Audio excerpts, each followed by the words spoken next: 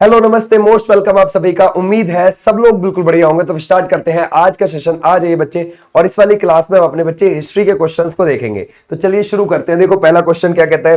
पहला क्वेश्चन कहता है बच्चे कि मेसोपोटामिया में स्थापित पहला साम्राज्य कौन सा था। तो बच्चे वो कौन सा था, ध्यान रखोगे, अक्कड़ साम्राज्य था। और इसकी स्थापना 2334 बीसी में हुई थी, यानी कि 0 से इतने वर्ष पहले। मेसोपोटामिया की सभ्यता जो थी बच्चे, वो ज्यादातर तुर्की वाले एरिया में फैली हुई थी। तुर्की के साथ साथ सीरिया में फैली हुई थी, और सीरिया के साथ साथ इराक में फैली हुई थी। और ये बच्चे कौन सी नदियों के आसपास थी, दजला और फरात नदियों के आसपास। ये जो बच्चे आप देख रहे हो ना, दजला और फरात वाली नदियां, इनको हम टिग्रिस और यूफ्रेटस बोल देते हैं। कौन सी बच्चे, टिग्रिस और यूफ्रेटस नदियां हम बोल देते हैं। तो इसके आसपास थी। सिंधु घाटी सभ्यता से इनकी बच्चे बहुत अच्छी व्यापार की बॉन्डिंग थी। ये भी चीज आप ध्यान रखोगे, ठीक है भाई। क्लियर हो जाएगा यहां तक, डन। आ जाओ नेक्स्ट पर भाई। बोलता है अधिकांश सभ्यताएं किसके निकट स्थापित हुई थी। ऑब्वियसली किसके भाई, ध्यान रखोगे, जल निकाय के। पानी का हिसाब पहले देखते थे। जैसे अगर तुम अभी भी नॉर्मली देखोगे, जो राजा महाराजा हुआ करते थे उनकी राजधानी ज्यादातर वहां होती थी जहां कोई बड़ी नदी जा रही होती थी। एग्जाम्पल के लिए आप मुगलों को देखो, उन्होंने पहली यहां पर अपनी राजधानी किसको बनाया था आके, वो बनाया आगरा को, यमुना नदी के किनारे। उसके बाद यमुना नदी के किनारे दिल्ली को बनाया। तो ऐसे भी आप ध्यान रख सकते हैं। आ जाओ नेक्स्ट पर भाई। बोलते हैं निम्नलिखित में से कौन सा जानवर सिंधु घाटी सभ्यता में कृषि प्रयोजनों के लिए आमतौर पर पाला जाता था। बच्चे जो सिंधु घाटी सभ्यता है, ध्यान से सुनना, ये जो आपकी सिंधु घाटी सभ्यता है बच्चे, ये सिंधु और उसकी सहायक नदियों के आसपास पनपी है। सिंधु और उनकी सहायक नदी, ध्यान रखोगे, उसकी सहायक नदियों के आसपास ये पनपी है, ठीक है। इसका जो समय काल माना जाता है कार्बन डेटिंग के आधार पर, वो माना जाता है 2500 बीसी से लेकर 1750 बीसी के बीच का। ये भी आप ध्यान रखोगे, ये इसका काल माना जाता है, ठीक है भाई। और अगर हम देखें बच्चे, ये एक कांस्य युगीन सभ्यता थी। कौन थी बच्चे, ध्यान रखोगे, कांस्य युगीन सभ्यता थी। ये भी चीज आप ध्यान रखोगे, ठीक है भाई, है ना भाई। ब्रॉन्ज एज, ये ध्यान रखोगे, सिविलाइजेशन थी। अब ये लोग क्या क्या पालते थे, जैसे कि बच्चे ये सुअर पालते थे, ये हाथी भी पाल लेते थे। हाथी ज्यादातर गुजरात के अंदर जो साइट मिली है ना, वहां पर पाला जाता था। ये बात ध्यान रखना, ज्यादातर गुजरात के क्षेत्र में। ये बच्चे गधा भी पाल लेते थे, ये कुत्ता भी पाल लेते थे, कुबड़ वाला बैल पालते थे, ठीक है भाई। ध्यान रखोगे कौन सा, कुबड़ वाला बैल भी पालते थे ये, ओके जी, कुबड़ वाला बैल भी पालते थे। अगर हम देखें इसमें से बच्चे, बकरी भी, बकरी के साथ साथ ये बच्चे भेड़ भी पालते थे। ये भी आप ध्यान रख सकते हो। तो हमारा राइट आंसर हो जाएगा कुत्ता। इसमें से ध्यान रखोगे कृषि प्रयोजनों में ज्यादातर यूज होता था, ठीक है भाई। क्लियर हो जाएगा। आ जाओ नेक्स्ट पर। अच्छा, मैं आपसे बोलूं कि सर हमें ये बताइए घोड़े के प्रमाण कहां से मिले हैं सबसे ज्यादा। तो गुजरात में ही एक सुरकोटदा जगह है, ध्यान रखोगे, कौन सी बच्चे, है ना भाई, ध्यान रखोगे, एक कौन सी सुरकोटदा जगह आपको देखने को मिलेगी, ये आपको देखने को मिलेगी। तो यहां से मिले हैं बच्चे, और ये गुजरात के अंदर है, और वहां से बच्चे घोड़े, ध्यान रखोगे, घोड़े पालने के प्रमाण मिले हैं। समझ गए, ऐसे भी आप ध्यान रख सकते हो। आ जाओ नेक्स्ट पर। बोलते सिंधु घाटी सभ्यता की सड़कें किससे बनी होती थी। बच्चे जली हुई ईंटों से। चटका ईंट जानते हो, ठीक है ना, जो जिससे आमतौर पर अब से कुछ सालों पहले खड़ंजे बने होते थे गांव में। तो ऐसी ही जली हुई ईंटों से उस समय पर, ध्यान रखोगे, सिंधु घाटी सभ्यता में भी सड़कें बनी होती थी। ओके बच्चे, क्लियर हो जाएगा यहां पर, ऐसे भी आप ध्यान रखोगे। अच्छा, अगर मैं आपसे बात करूं बच्चे सिंधु घाटी सभ्यता के अंदर, और ये लोग 16 के गुणांक में, ध्यान रखोगे, माप तोल करते थे, ठीक है भाई। ध्यान रखोगे, माप तोल जो करते थे ये 16 के गुणांक में करते थे। ये भी चीज आप ध्यान रखोगे बच्चे। ये लोग चौपड़ और पासा खेलते थे, ये भी चीज आप ध्यान रखोगे। चौपड़ और पासा, ये भी आप ध्यान रखोगे। ये राजतंत्रात्मक नहीं थी बच्चे, ध्यान रखोगे, राजतंत्रात्मक सभ्यता नहीं थी। ये कैसी थी, जनतंत्र, ध्यान रखोगे, जनतंत्रात्मक थी, यानी कि जनता के बारे में सोचने वाली, यानी कि राजा जैसी कोई पद्धति नहीं थी इसमें। ये बात आप ध्यान रखोगे, ठीक है भाई। क्लियर हो जाएगा, है ना। तो हमारा राइट आंसर कैसा हो जाएगा, जनतंत्रात्मक, ठीक है बच्चे। यहां तक हमारा राइट आंसर ये हो गया। अच्छा, अगर आपसे सिंधु घाटी सभ्यता के बारे में और पूछे, तो इसमें सबसे पहला बच्चे हड़प्पा खोजा गया। हड़प्पा सिंधु घाटी सभ्यता का सबसे पहले खोजा गया स्थल था। 1921 में खोजा गया था, और वो किसने बच्चे, दयाराम साहनी ने खोजा। और ये कहां पर पड़ता है बच्चे, ये पाकिस्तान में पड़ता है, पाकिस्तान के पंजाब स्टेट में पड़ता है। पंजाब स्टेट के मोंटगोमरी जिले में है। कौन से में बच्चे, मोंटगोमरी जिले में आपको ये देखने को मिल जाएगा। ठीक है भाई। अच्छा, यहाँ पे बच्चे हड़प्पा सभ्यता को क्या बोला गया है? ये बोलता है बच्चे स्टुअर्ट सभ्यता को बोला, इसको ध्यान रखोगे, स्टुअर्ट पिगट ने बोला है। क्या बोला है इसको बच्चे? स्टुअर्ट पिगट ने इसको क्या बोला है? स्टुअर्ट पिगट ने बोला है ध्यान रखोगे, अर्ध औद्योगिक शहर, अर्ध औद्योगिक शहर इसको बोला है। ये भी चीज आप ध्यान रख सकते हो। किसको बच्चे? इस वाले को, हड़प्पा को। हड़प्पा के साथ साथ मोहेंजोदारो, इसकी खोज कहां हुई थी बच्चे? मोहेंजोदारो की, ये भी पाकिस्तान में हुई थी। ये पाकिस्तान में कहां पर आपको देखने को मिलता है बच्चे? ये पाकिस्तान में मोहेंजोदारो मिलेगा सिंध में, पाकिस्तान के सिंध राज्य में मिलेगा, और लरकाना जिले में देखने को मिलेगा। कहां पर बच्चे? लरकाना जिले में देखने को मिलेगा, और ये सिंधु नदी के किनारे आपको मिलेगा। और जो ये हड़प्पा वाला था, ये रावी नदी के किनारे था। ये कहां पर था बच्चे? रावी नदी के किनारे। और ये जो है आपका ये सिंधु नदी के किनारे मिला। क्लियर बच्चे? तो ऐसे भी आप ध्यान रखोगे। यहां तक आ जाओ नेक्स्ट पर भाई। बोलते हैं कौन सी धातु हड़प्पा सभ्यता के लोगों को ज्ञात नहीं थी बच्चे? वो लोहे का उनको ज्ञान नहीं था, लोहा उनको ज्ञात नहीं था। ठीक है, इनके जो बच्चे औजार होते थे वो किसके होते थे? ये जो औजार होते थे वो पत्थर के होते थे या फिर कांस्य के होते थे? है ना भाई, याद रखोगे, कांस्य के हुआ करते थे औजार इनके। ठीक है, क्लियर हो जाएगा। अच्छा, और देखते हैं भाई इसके बारे में। देखो, ये जो बच्चे सभ्यता है, इसने हमको क्या दिया? ध्यान रखोगे, ये हमको शिव की पूजा करना सिखा के गए। याद रखोगे, शिव जी की पूजा करना सिखा गए। ये मातृ देवी की पूजा, याद रखोगे, मातृ देवी की पूजा करना सिखा के गए ये लोग। ठीक है भाई, क्लियर हो जाएगा। ये लिंग योनि की पूजा करना सिखा के गए, ये भी चीज आप ध्यान रखोगे। ठीक है भाई, इनका बहुत ही, ये जो स्वास्तिक आप देखते हो ना, ये इनका बहुत पवित्र चित्र हुआ करता था, ये भी चीज आप ध्यान रखोगे। ठीक है भाई, इसको बहुत पवित्र माना जाता था इनके समय पर। ठीक है, अच्छा, ये लोग बच्चे हमको ध्यान रखोगे कई प्रकार की फसलें बोना सिखा के गए। ध्यान रखोगे, ये कई प्रकार की फसलें बोना सिखा के गए। अच्छा, ये फसलें कौन कौन सी बो लेते थे बच्चे? जैसे कि ये गेहूं बो लेते थे, ये बच्चे जौ बो लेते थे, या फिर आप लगाओगे कपास बो लेते थे। ठीक है भाई, क्लियर हो जाएगा। ये कपास, कपास तो भाई अगर आप देखोगे हमारे देश में सबसे पहले अगर कोई हमको देके गया है तो वो यही है। ठीक है भाई, ये भी चीज आप ध्यान रखोगे, है ना भाई, कपास। ओके भाई, ये लोग तरबूज के बारे में जानते थे, ये लोग बच्चे खरबूज के बारे में जानते थे, ये लोग खजूर के बारे में जानते थे, ये लोग साथ साथ में ध्यान रखोगे ये अनार के बारे में भी जानते थे। ठीक है भाई, ऐसे भी आप ध्यान रखोगे। ठीक है, इनको इतनी सारी चीजों के बारे में भी पता था। अच्छा, अगर मैं आपसे बोलूं बच्चे, है ना, ध्यान रखोगे, एक नर्तकी की मूर्ति कहां से मिली है? नर्तकी की मूर्ति इसमें वो मिली है मोहेंजोदारो से। याद रखोगे बच्चे, मोहेंजोदारो से, ये भी चीज आप ध्यान रखोगे। ठीक है भाई, क्लियर हो जाएगा, समझ गए? ऐसे भी आप ध्यान रखना। ठीक है, अच्छा, नर्तकी की मूर्ति तो होगी बच्चे मोहेंजोदारो से जो मिली है। अगर हम पूछे पुरुष की नृत्य करते हुए की मूर्ति कहां से मिली है? वो हड़प्पा से मिली है, ये भी आप ध्यान रखोगे, हड़प्पा से। ठीक है, ऐसे भी आप ध्यान रखोगे। ठीक है भाई, क्लियर हो जाएगा। यहां तक आ जाओ नेक्स्ट पर बच्चे। बोलते सिंधु घाटी सभ्यता के घरों में आमतौर पर के आसपास बने कमरे होते थे बच्चे, आंगन के आसपास बने हुए कमरे होते थे। ओके बच्चे, और अगर आप देखोगे सिंधु घाटी सभ्यता में ध्यान रखोगे आंगन में ही साइड में कुआं भी होता था और साइड में ध्यान रखोगे कमरे भी होते थे, है ना। जैसे कि बच्चे ये आपको आंगन देखने को मिलेगा, तो आंगन में ही ध्यान रखोगे कुआं भी होता था और आपको कमरे भी दिखाई देंगे वहां पे। ठीक है, क्लियर हो जाएगा, समझ गए? तो हमारा राइट आंसर है, घर 2 मंजिला हुआ करते थे इनके, है ना भाई। घर कैसे हुआ करते थे बच्चे? 2 मंजिला हुआ करते थे, ये भी आप ध्यान रखोगे। क्लियर है, समझ गए? ऐसे अगर हम देखें बच्चे, ये जो सिंधु घाटी सभ्यता आपको देखने को मिलती है, इस पूरी सभ्यता में से हमको इनकी जो लिपि है उसमें कितने अक्षर प्राप्त हुए? इसको सिंधु लिपि बोलते हैं, जो आज तक पढ़ी नहीं गई।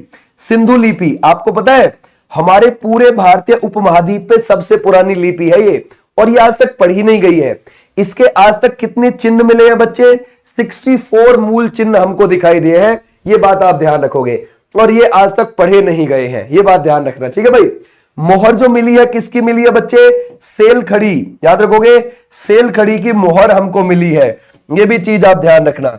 एक बात बताओ भाई, ये जो इनकी लिपि थी ना, वो अक्षर जैसी नहीं थी, चित्रात्मक थी, जैसे मछली का चित्र। अब बताओ मछली से कोई क्या अंदाजा लगाएगा कि ये क्या कह रहा है? तुम्हारे सामने कोई मछली लेके आ जाए आज की डेट में मछली, तो तुम उससे क्या अंदाजा लगाओगे भाई ये क्या बोल रहा होगा?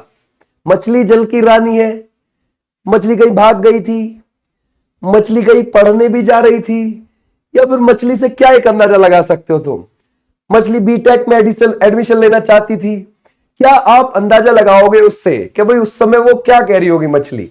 तो ऐसी जो बच्चे पद्धति होती है इसको क्या बोलते हैं? बूस्टोफ्रेडन बोलते हैं। क्या बोलते हैं बच्चे? ध्यान रखोगे, ऐसी पद्धति को बूस्टोफ्रेडन, याद रखोगे बच्चे, है ना भाई? बूस्टोफ्रेडन याद रखोगे, इसको बोलते हैं। क्लियर हो जाएगा? बूस्टोफ्रेडन पद्धति। तो ये पद्धति है, ये भी आप ध्यान रखोगे। लेकिन अभी तक इस सिंधु लिपि को कोई पढ़ नहीं सका। जो ऐसी चित्रात्मक होती है ना पद्धति लिपि, उसको क्या बोल देते हैं बच्चे? क्या ये तो जी सिंधु लिपि कैसी है? बूस्टोफ्रेडन है, चित्रात्मक है। समझ गए? तो अभी तक तो नहीं आई पढ़ने में, आगे जाके देखेंगे भैया। ठीक है, चलो यहां तक हो गई हमारी। अगर हम देखें सिंधु लिपि का सबसे पहला नमूना कब पेश हुआ था? 1853 में, और इसका आखिरी नमूना 1923 में पेश हुआ है। याद रखोगे, यानी कि आखिरी जो चित्र इसका निकल के आया 1923 में है, पहला निकल के आया है, ध्यान रखोगे कब? 1853 के अंदर। ऐसे आप ध्यान रखोगे। क्लियर हो जाएगा बच्चे? आ जाओ नेक्स्ट पर भाई। कैसी पद्धति में थी बच्चे ये? ध्यान रखोगे, बूस्टोफ्रेडन पद्धति में। क्लियर हो जाएगा? कौन सी लिपि? सिंधु लिपि। ठीक है भाई। अच्छा, यहां तक हमारी कंप्लीट हो गई ये वाली बातें। और सिंधु घाटी सभ्यता के बारे में इससे ज्यादा कल रात की एक वीडियो है बच्चे, रेलवे एनटीपीसी में कराई है, उसमें सारी चीजें और करा दी है इससे भी ज्यादा, तो आप वो भी देख सकते हो। ठीक है भाई, क्लियर हो जाएगा? समझ गए? चलो आगे चलते हैं। अब बोलते हैं बच्चे, प्राचीन काल में किस नदी में दक्षिण का क्षेत्र मगध के नाम से जाना जाता था? चलो चलते हैं बच्चे। ये है, आप मान के चलो, बिहार वाला इलाका है। बिहार से जा रही है बीचों बीच से गंगा नदी, और इस गंगा नदी के जो ये वाला निचला इलाका है, ये बच्चे कौन सा इलाका माना जाता था? ये मगध साम्राज्य माना जाता था। और आपको ये कौन सी नदी के दक्षिण का हिस्सा हो गया? गंगा नदी के दक्षिण का हिस्सा हो गया। मगध साम्राज्य के अंदर पहला वंश कौन सा था? हर्यक वंश था। हर्यक वंश की नींव किसने रखी है बच्चे? बिंबिसार ने रखी है। किसने रखी है बच्चे? बिंबिसार ने। और बिंबिसार ने बच्चे नींव तो रख दी, ये 544 बीसी में रखी थी, जीरो से इतने वर्ष पहले। और बच्चे ये 15 साल की उम्र में गद्दी पर बैठ गया। ये जैन, ध्यान रखोगे, जैन धर्म का पालन करता था, और इसने 52 वंश तक शासन किया था। और पहली राजधानी कौन सी बनाई थी हर्यक वंश के अंदर? बच्चे हर्यक वंश की पहली राजधानी, जो पूरे मगध साम्राज्य की पहली राजधानी थी, वो कौन सी थी? वो थी राजगृह। ठीक है भाई, ध्यान रखोगे, राजगृह या फिर गृह ब्रिज, ये भी चीज आप ध्यान रखोगे, गृह ब्रिज। ठीक है बच्चे, क्लियर हो जाएगा? समझ गए? ऐसे भी आप ध्यान रखना, ये पहली राजधानी थी। इसको बच्चे ध्यान रखोगे श्रेणिक बोला गया है। श्रेणिक किसमें बोला गया है बच्चे? श्रेणिक ये बोला गया है, ध्यान रखोगे, जैन साहित्यों में इसको श्रेणिक बताया गया है, बिंबिसार को। ठीक है, यहां तक बात खत्म। अच्छा, अब चलते हैं आगे। इसकी हत्या किसने कर दी बिंबिसार की? वो कर दी बच्चे अजातशत्रु ने, और अजातशत्रु गद्दी पर बैठ गया था। क्लियर हो जाएगा बच्चे? ऐसे भी आप ध्यान रखोगे। अगर मैं आपसे बोलूं, ये जो बिंबिसार है, इसने विवाह किए थे कई मतलब कई जगह पर। तो एक विवाह इसने किया था, ध्यान रखोगे, कहां पर? कौशल नरेश। याद रखोगे, कौशल नरेश की, ध्यान रखोगे, कौशल नरेश की बेटी से। ये भी चीज आप ध्यान रखोगे, जिसका नाम क्या था बच्चे? छेलना। ये भी चीज आप ध्यान रखोगे, छेलना से विवाह करा था इसने, मतलब शादी करी थी। ठीक है बच्चे, और ये छेलना किसकी बहन थी? पिरसेजनित की बहन थी। ये भी चीज आप ध्यान रखो, किसकी बच्चे? पिरसेजनित की बहन। ये भी आप ध्यान रख सकते हो, पिरसेजनित की ये क्या थी बच्चे? ध्यान रखोगे, वो थी बहन। ठीक है भाई, क्लियर हो जाएगा? समझ गए? पिरसेजनित की बहन। ठीक, ओके, इतनी बात हो गई। एक और विवाह किया इसने, वो कौन सा? लिच्छवी राजकुमारी। याद रखोगे, लिच्छवी राजकुमारी, ये भी चीज आप ध्यान रखना, लिच्छवी राजकुमारी से, ध्यान रखोगे, इसने विवाह किया। ये भी चीज आप ध्यान रखोगे। ठीक है भाई, क्लियर हो जाएगा? ऐसे भी आप ध्यान रखना। ठीक है भाई, क्लियर हो जाएगा? समझ गए? अच्छा, जो लिच्छवी राजकुमारी से विवाह किया था, उसी से इसका बेटा अजातशत्रु भी हुआ था। अब आप बोलोगे सर, लिच्छवी राजकुमारी से विवाह, वो तो गुप्त वंश के चंद्रगुप्त प्रथम ने भी किया था। हाँ, वो भी करेंगे, लेकिन वो आगे जाके करेंगे, ये बात ध्यान रखना। ठीक है, और ये हम बहुत पहले की बात करें तो इसने भी किया था वहां पे लिच्छवी वंश के अंदर, ध्यान रखोगे, लिच्छवी राजकुमारी से विवाह इसने भी किया है एक। ठीक है भाई, क्लियर हो जाएगा? इसने बच्चे ध्यान रखोगे पंजाब के, ध्यान रखोगे, पंजाब के मद्र कुल की, याद रखोगे, मद्र कुल की राजकुमारी थी एक, उसका नाम क्या था बच्चे? ध्यान रखोगे, है ना भाई, ध्यान रखोगे, वो था क्षेमा। ये भी आप ध्यान रखना, उससे भी विवाह किया था, क्षेमा से भी विवाह किया था। तो भाई साहब विवाह करने में एक्सपर्ट थे, समझिए आप लोग। तो ऐसे भी आप ध्यान रख सकते। इसकी हत्या कर दी इसके बेटे ने। ठीक है, आ जाओ नेक्स्ट पर। निम्नलिखित में से कौन महाजनपद सबसे दक्षिणी महाजनपद था? बच्चे ये जो 16 महाजनपद थे, इनमें सबसे दक्षिणी कौन सा था? अगर आप देखोगे ये हो गई हमारी नर्मदा और ये हो गई हमारी बच्चे गोदावरी। इन दोनों के नदियों के बीच के क्षेत्र में कौन सा था? अश्मक। याद रखोगे सबसे दक्षिण में यही माना जाता था 16 महाजनपदों में से। ठीक है भाई, और इनमें सबसे शक्तिशाली कौन सा था?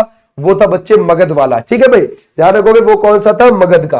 बोलते प्राचीन महाजनपद मगध की पहली राजधानी कौन सी थी? जरा याद करो, वो कौन सी थी बच्चे? राजगृह या फिर ग्रह ब्रिज। याद रखोगे कौन सा बच्चे? ग्रह ब्रिज। और ये जो ग्रह ब्रिज है ना भाई, ध्यान रखोगे, या फिर ये जो राजगृह है, इसके बाद कौन सी बनी थी? इसके बाद बनी थी बच्चे, ध्यान रखोगे, उदयन ने बनाई थी।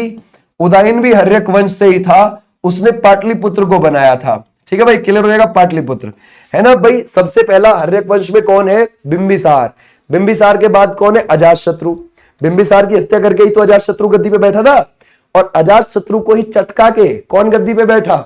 उदयन। समझ गए आप लोग।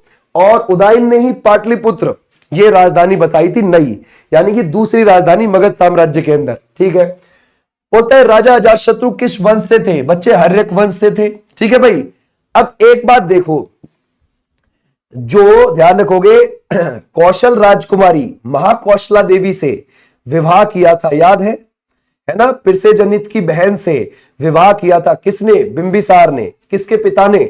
अजातशत्रु के पिता ने, याद है? तो अब उसी पिरसेजनित के ऊपर आक्रमण करने चला गया। कौन चला गया? ध्यान रखोगे, है ना? अगर हम देखेंगे पिरसेजनित के ऊपर किसने आक्रमण कर दिया था बच्चे? अजातशत्रु ने। ये भी चीज आप ध्यान रखोगे, क्लियर हो जाएगा, अजातशत्रु ने। ये भी चीज आप ध्यान रखना, समझ गए? यानी कि बच्चे ये जब आक्रमण करने गया उस पिरसेजनित के ऊपर, ध्यान रखना, तो पिरसेजनित हार गया और अपनी बेटी का विवाह किससे कर दिया? अजातशत्रु से कर दिया। समझ गए बच्चे? ऐसे आप ध्यान रखना। ठीक है भाई, ऐसे भी आप ध्यान रख सकते हो, क्लियर हो जाएगा। तो हमारा राइट आंसर हो जाएगा ये वाले बच्चे, बिल्कुल ठीक है, क्लियर हो जाएगा। अगर मैं आपसे पूछूं कि बच्चे इसके पिता ने विवाह किया था बिंबिसार ने, किससे? ध्यान रखोगे कौशल नरेश है, ध्यान रखोगे कौशल नरेश, ध्यान रखोगे कौशल नरेश की पुत्री से। और कौशल नरेश की पुत्री का नाम था महाकौशला देवी, जो पिरसेजनित की बहन भी थी। ठीक है, विवाह किया था। तो भैया जब विवाह इसने कर लिया तो पिरसेजनित पर फिर आक्रमण करने उसका बेटा चला गया। किसका बच्चे? बिंबिसार का। कौन? अजातशत्रु। किसके ऊपर? पिरसेजनित के ऊपर। और पिरसेजनित ने अपनी बेटी का विवाह अजातशत्रु से कर दिया। ये भी चीज आप ध्यान रखना। ठीक है भाई, क्लियर हो जाएगा, समझ गए? और अभी हमने ठीक यहां पर क्या चीज समझी थी बच्चे? यही सारी चीज, ये बात ध्यान रखना। लेकिन ये जो अजातशत्रु जो बेटा था वो किससे बेटा था? वो ध्यान रखोगे लिच्छवी राजकुमारी से था। ठीक है भाई, वो जो बेटा था। ठीक है भाई, ध्यान रखना। ठीक है, तो अपने सगे मामा के यहां आक्रमण करने के नहीं गया था अजातशत्रु। ध्यान रखोगे, अपने सगे मामा के यहां आक्रमण करने नहीं गया। अजातशत्रु के पिता ने दूसरी जगह भी विवाह किया था, उसके वहां गया है आक्रमण करने के लिए। ठीक है भाई, क्लियर हो जाएगा। तो सगा मामा नहीं था पिरसेजनित, कभी आप बिल्कुल सगा समझो उसको, सगा नहीं था। ठीक है भाई, आ जाओ नेक्स्ट पर। तो ऐसे भी आप ध्यान रखोगे बच्चे। यहां तक हो गया हमारा, अब चलते हैं आगे।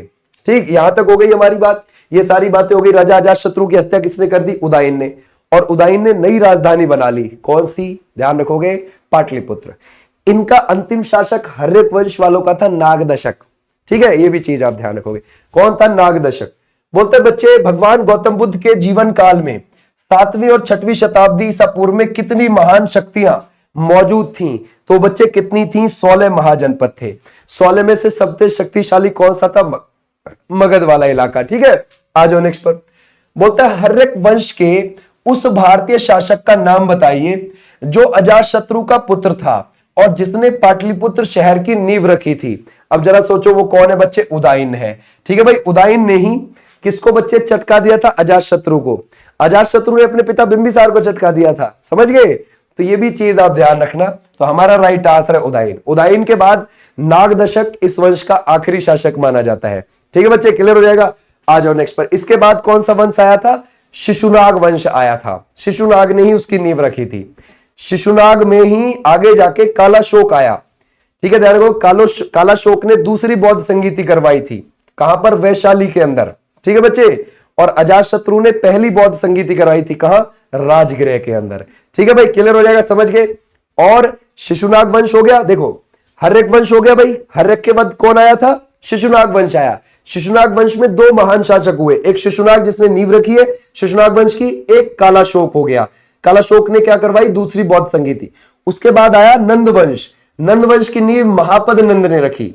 और महापद नंद के, ध्यान रखोगे, महापद नंद में जो आखिरी वंश हुआ है वो धनानंद हुआ है। और धनानंद की हत्या करके मौर्य वंश की नींव रख दी थी किसने? चंद्रगुप्त मौर्य ने। ठीक है, ऐसे आप ध्यान रखना। ठीक है बच्चे, क्लियर हो जाएगा। आ जाओ, यहां पर ये हो गया ना स्ट्रक्चर, है ना भाई। उदयन के बाद आप किसको बिठाओगे? नाग दशक को। और नाग दशक को कौन चटका देगा बच्चे? शिशुनाग चटका देगा। शिशुनाग चटका देगा। और शिशुनाग ने शिशुनाग वंश की नींव रख दी। फिर इसमें कौन आ गया बच्चे? कालाशोक आ गया। और कालाशोक ने सेकंड बौद्ध संगीति करवाई है। कहां पर करवाई है? वैशाली के अंदर करवाई है। क्लियर हो जाएगा बच्चे, वैशाली। ये बात आप ध्यान रखना। ठीक है भाई, क्लियर हो जाएगा। और फिर बच्चे इसके बाद अगर आप देखोगे महापद नंद ने क्या कर दिया? महापद नंद ने नंद वंश की नींव रख दी थी बच्चे, है ना। और नंद वंश का आखिरी शासक कौन है बच्चे? वो है धनानंद। ये भी आप ध्यान रखना। और धनानंद की हत्या करके किसने बच्चे? मौर्य वंश की नींव रख दी थी। ध्यान रखोगे, मौर्य वंश की नींव चंद्रगुप्त मौर्य ने रख दी थी। ठीक है भाई, अपनी माता मूर के नाम पर मौर्य वंश का नाम।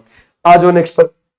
बोलते हैं वैदिक श्लोकों में के मुख्य संग्रह क्या कहलाते थे? है ना भाई, जरा बताओ। वैदिक श्लोकों के मुख्य संग्रह क्या कहलाते थे बच्चे? संहिता कहलाते थे, है ना भाई। जैसे कि हम बोले यजुर्वेद हो गया, जैसे हम बोले बच्चे इसमें से सामवेद हो गया, है ना, अथर्ववेद हो गया, ऋग्वेद हो गया। तो इन सबको क्या बुलाते हैं बच्चे? इन सबको संहिता बुलाते हैं एक साथ। सबसे पुराना इनमें ऋग्वेद है। आ जाओ नेक्स्ट पर। बोलते बच्चे प्रारंभिक वैदिक काल में सबसे मूल्यवान संपत्ति क्या हुआ करती थी? भाई वो मवेशी हुआ करती थी। ठीक है भाई। और मवेशी में भी बच्चे ध्यान रखोगे गाय, जिसके पास भाई गाय सबसे ज्यादा है वो सबसे ज्यादा अमीर है। गाय का दूध भी बेचा जाता था, उसका घी भी बेचा जाता था। ये भी चीज आप ध्यान रख सकते हो। किसकी बात कर रहे हैं? प्रारंभिक वैदिक काल की बात कर रहे हैं बच्चे। ठीक है भाई, क्लियर हो जाएगा। देखो वैदिक काल बच्चे जब भी आए आपसे, वैदिक काल के दो हिस्से हैं बच्चे। वैदिक काल के कौन कौन से दो हिस्से हैं? एक तो है बच्चे ऋग्वेदिक काल, याद रखोगे ऋग्वेदिक काल हो गया। ऋग्वेदिक काल का समय है, ध्यान रखोगे, ये हो जाएगा 1500 से लेकर 1000 के बीच का समय। और फिर आ जाएगा बच्चे उत्तर वैदिक काल। और उत्तर वैदिक काल का जो समय है वो कब से कब तक है बच्चे? ध्यान रखोगे, ये है 1000 से लेकर 600 के बीच का समय। ये ध्यान रखना, वो भी 0 से साल पहले चल रही है, बीसी चल रही है ये सब, यानी कि 0 से इतने साल पहले की बातें चल रही है ये सब। ठीक है बच्चे, आ जाओ नेक्स्ट पर। बोलते हैं सबसे पुराना ऋग्वेद जिसकी रचना लगभग 3500 वर्ष पहले हुई है। ये बात ध्यान रखोगे बच्चे, तो हमारा राइट आंसर हो जाएगा ये। अगर हम देखें इसमें से बच्चे लगभग 3500 वर्ष पहले हुई है, ये बात ध्यान रखना ऋग्वेद की। अच्छा, अगर हम देखेंगे बच्चे ऋग्वेद में आपको क्या, यहां पर आपको 10 मंडल देखने को मिलेंगे। 10 मंडल, 1028 सूक्त देखने को मिलेंगे, 10,580 आपको ऋचाएं देखने को मिलेंगी, आपको ऋचाएं। आ जाओ नेक्स्ट पर भाई। बोलता है प्रारंभिक वैदिक आर्यों का मुख्य, ध्यान रखोगे, है ना भाई, आर्यों का धर्म मुख्य रूप से क्या था? तो बच्चे प्रकृति और यज्ञों की पूजा करना था। तो हमारा राइट आंसर क्या हो जाएगा? ये वाले बच्चे बिल्कुल ठीक है। बोलते हैं विभिन्न प्रकार के हिंदू विवाहों में जिसमें एक युवती और उसके प्रेमी के स्वैच्छिक मिलन को शामिल किया जाता है, उसे क्या कहा जाता है बच्चे? गंधर्व विवाह कहते हैं। विवाह 8 प्रकार के होते हैं, जिसमें से गंधर्व विवाह इस प्रकार का है। ठीक है बच्चे, याद रखोगे, यानी कि राजीनामे के साथ हुआ विवाह। आ जाओ नेक्स्ट पर। बोलता है अशोक ने अपने दूत को धम्म की नीति, ध्यान रखोगे, दूतों को धम्म की नीतियों के प्रसार के लिए कहां भेजा था? यानी कि बच्चे धम्म का मतलब रूल रेगुलेशंस अशोक के। तो ये जो धम्म थे, है ना भाई, ध्यान रखोगे, उनके प्रचार प्रसार के लिए कहां भेजा गया था बच्चे? ये भेजा था सीरिया। ये भी चीज आप ध्यान रखोगे, अपने दूतों को। और अपने बेटा और बेटी यानी कि महेंद्र और संघमित्रा को श्रीलंका भेजा था। ये भी चीज आप ध्यान रखोगे, बौद्ध धर्म का प्रचार प्रसार करने के लिए। और अगर आपसे पूछे सम्राट अशोक के बारे में, तो बच्चे सम्राट अशोक कब गद्दी में बैठा है? 269 बीसी में गद्दी पर बैठा है। 261 बीसी में इसने कलिंग पर आक्रमण किया था, कलिंग पर युद्ध किया, जिसका वर्णन इसने 13वें शिलालेख में किया है। इसके 33 शिलालेख थे टोटल, जिसमें से बच्चे अगर आप देखोगे 14 प्रमुख शिलालेख हैं और 14 प्रमुख शिलालेख में से 13वें में इसने कलिंग युद्ध का वर्णन किया है। और बच्चे 7 इसके स्तंभ लेख भी थे। इन्हीं 33 में से 7 स्तंभ लेख भी माने जाते हैं। ठीक है भाई, क्लियर हो जाएगा। आ जाओ नेक्स्ट पर। बोलता है अर्थशास्त्र के अनुसार मौर्य काल में उत्तर पश्चिम में निम्नलिखित में से क्या चीज प्रसिद्ध थी। जो बच्चे अर्थशास्त्र किसने लिखा है, आचार्य चाणक्य ने लिखा है। और इसमें ज्यादातर किसके बारे में बातें हैं बच्चे, मौर्य काल के बारे में। और हम देखेंगे इसमें से तो कंबल बहुत ज्यादा प्रसिद्ध था, यानी कि पाकिस्तान की तरफ का कंबल बहुत फेमस था। ठीक है बच्चे, पाकिस्तान और अफगानिस्तान की तरफ का, उत्तर पश्चिम इलाके का। और इसमें अगर हम देखें मौर्य काल की नींव बच्चे आपको पता है चंद्रगुप्त मौर्य ने रखी है। और कब रखी है, 0 से 322 बीसी में रखी है। अपनी माता मूर के नाम पर इस वंश का नाम रखा है। ठीक है। और अगर आप देखोगे ये जो बच्चे चंद्रगुप्त मौर्य है, ये क्या, इसने बच्चे सेल्यूकस निकेटर से युद्ध किया था और सेल्यूकस निकेटर को हरा दिया और उसकी बेटी हेलेना से विवाह किया था। ये बात आप ध्यान रखोगे, हेलेना। ठीक है बच्चे, क्लियर हो जाएगा। तो उससे हेलेना से विवाह किया था। और अगर आप देखोगे अपने अंतिम दिनों में इसने जैन धर्म की संथारा प्रथा से अपने प्राण त्याग दिए थे। समझ गए, कहां पर जाकर, कर्नाटक में एक श्रवणबेल गोला है जहां गोमतेश्वर महाराज की मूर्ति है, जहां हर 12 साल में महामस्तक अभिषेक होता है, वहां पे जाके इसने प्राण त्याग दिए थे। ठीक है बच्चे, तो हमारा राइट आंसर हो जाएगा ऐसे, ये वाले बिल्कुल ठीक। इसका बेटा कौन था बच्चे, वो था बिंदुसार। याद रखोगे कौन था, बिंदुसार। ये भी चीज आप ध्यान रखोगे। आ जाओ नेक्स्ट पर भाई। बोलते बच्चे इंडिका, जिसमें मौर्यकालीन भारत का इतिहास है, किसके द्वारा लिखी गई। ये बच्चे मेगास्थनीज के द्वारा लिखी गई। देखो सेल्यूकस निकेटर जो था उसने अपना दूत भेजा था। ठीक है, ध्यान रखोगे, सेल्यूकस निकेटर ने अपना दूत भेजा था मेगास्थनीज किसके दरबार में, चंद्रगुप्त मौर्य के दरबार में। तो उसी ने इंडिका लिखी है। ठीक है भाई, क्लियर हो जाएगा। अच्छा, तो यहां पर हमारा राइट आंसर ये वाले बच्चे बिल्कुल ठीक, क्लियर। आ जाओ भाई। बोलता है ग्रीक नाम एमित्रचेटस किस मौर्य शासक का पर्याय था। मतलब ये यूं बोल रहा है, एमित्रचेटस जो बोलते थे वो किसको बोला जाता था, यानी कि एमित्र घात किसको बोला जाता था, वो बिंदुसार को बोला जाता था, जो चंद्रगुप्त मौर्य का बेटा था। और ये गद्दी पे बैठा है 297 बीसी में गद्दी पर बैठा है। क्लियर हो जाएगा बच्चे यहां तक। और अगर हम देखेंगे बच्चे इसके समय पर सीरिया का शासक, याद रखोगे सीरिया का शासक कौन था, एंटियोकस प्रथम था, है ना, एंटियोकस प्रथम। ये बात ध्यान रखना, एंटियोकस प्रथम ने इसके दरबार में, बिंदुसार के दरबार में डायमेकस को भेजा था। और डायमेकस को एक तरीके से मेगास्थनीज का उत्तराधिकारी माना जाता है। ये बात आप ध्यान रखोगे, मेगास्थनीज का उत्तराधिकारी माना जाता है। मेगास्थनीज किसके दरबार में आया था, इसके पिता के दरबार में, बिंदुसार के पिता के दरबार में, यानी कि चंद्रगुप्त मौर्य के दरबार में आया था। और अब बिंदुसार के दरबार में कौन आया है, ध्यान रखोगे, मेगास्थनीज का उत्तराधिकारी डायमेकस आया है। ठीक है भाई। और ध्यान रखना सीरिया के शासक, ये जो आपको एंटियोकस लगता है, एंटियोकस प्रथम से इसने 3 चीजें मांगी थी। किसने बच्चे, बिंदुसार ने। एक सूखी अंजीर, एक अंगूरी मदिरा और एक दार्शनिक। इसने 3 चीज मांगी, 3 में से 2 के लिए तो हामी भर दी और दार्शनिक के लिए मना कर दी। उसने बोला भैया हमारे कानून के हिसाब से हम, समझ गए, दार्शनिक नहीं देंगे, हम लड़के नहीं भेजेंगे, बायकॉट। समझ गए आप लोग। ऐसे भी आप ध्यान रखोगे हमारा राइट आंसर कौन सा रहेगा, ये भी चीज आप ध्यान रख सकते हो।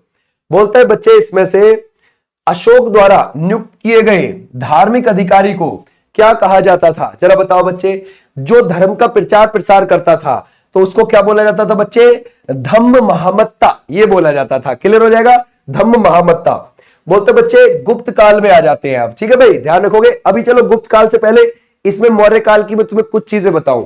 देखो बच्चे, इसमें 2 प्रकार के न्यायालय होते थे, यानी कि कोर्ट जो होते थे वो 2 प्रकार के होते थे। एक तो धर्म स्थनीय और एक कंटक शोधन।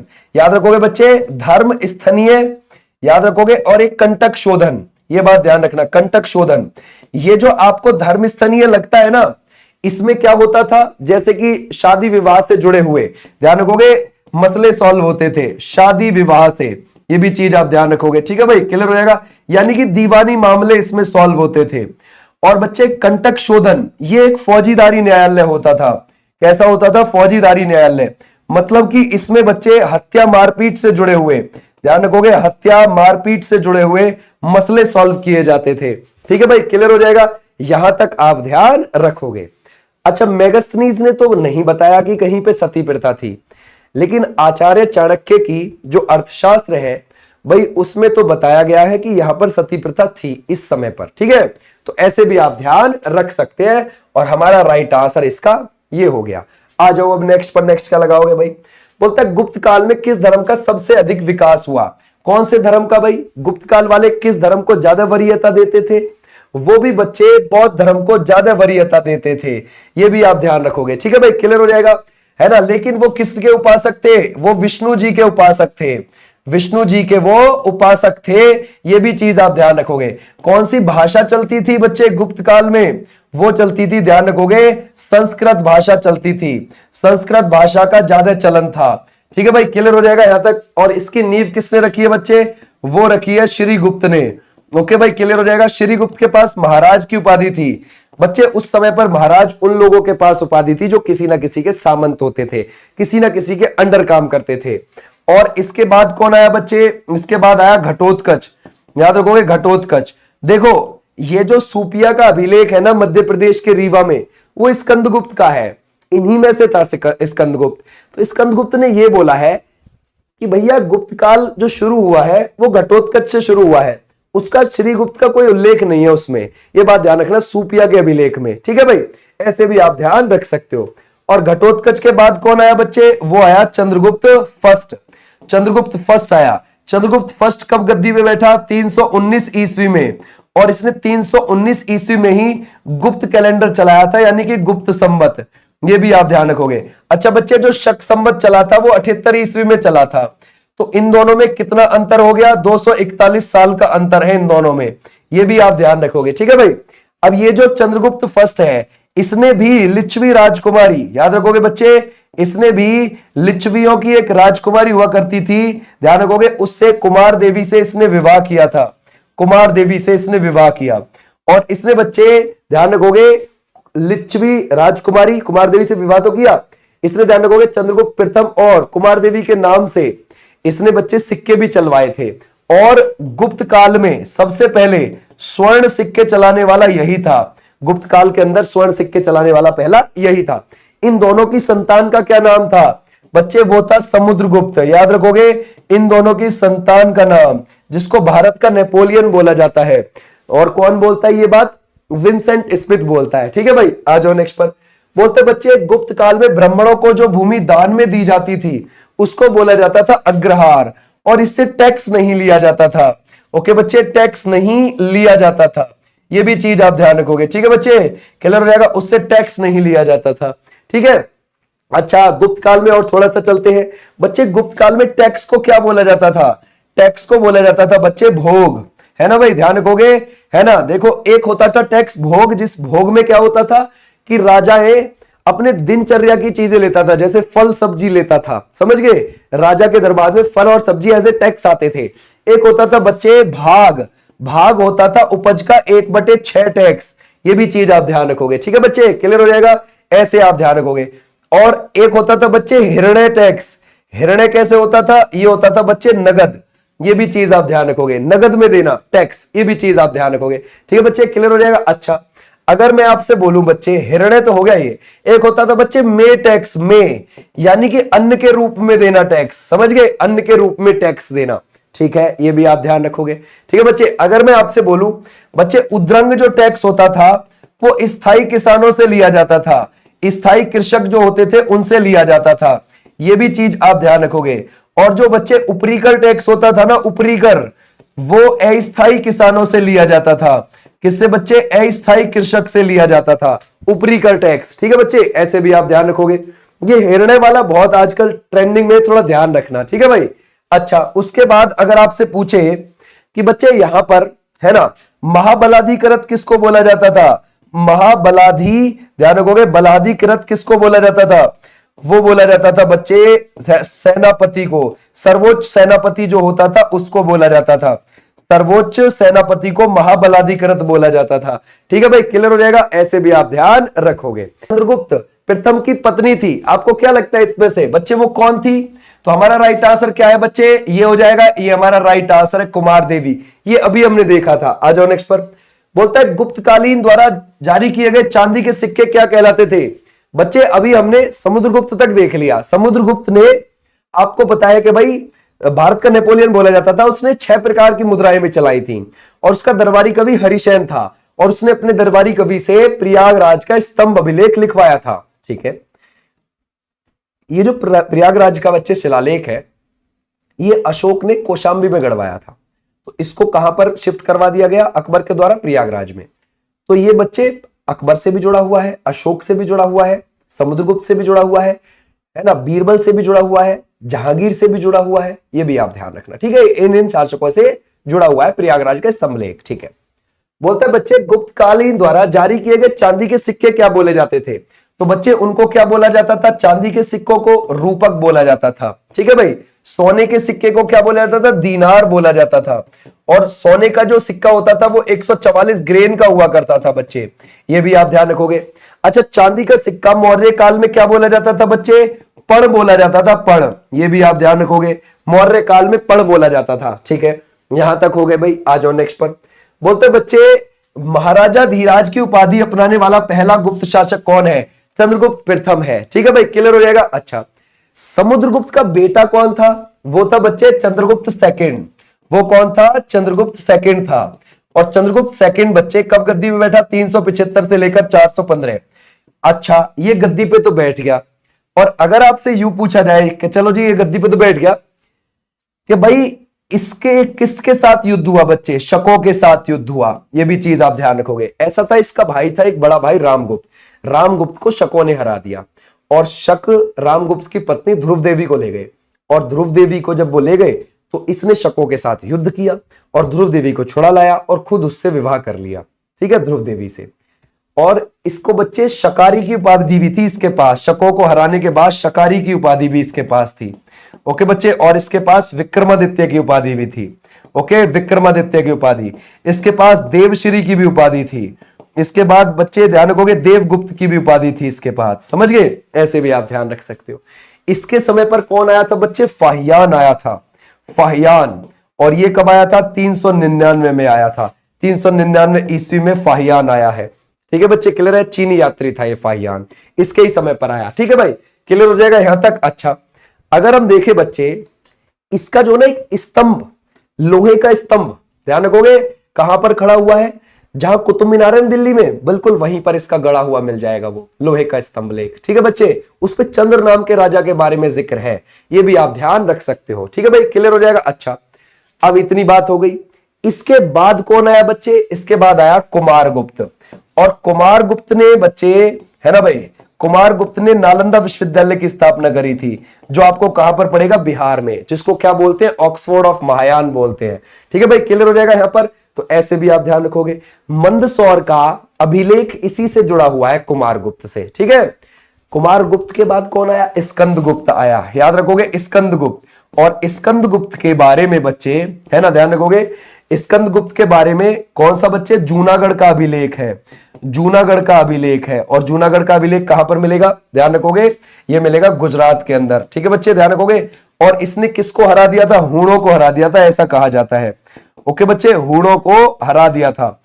हूण जिनका एरिया फारस से लेकर खेतान तक फैला हुआ था, जिनकी राजधानी बामियान थी। आज बामियान घाटी अफगानिस्तान में पड़ती है, समझ गए?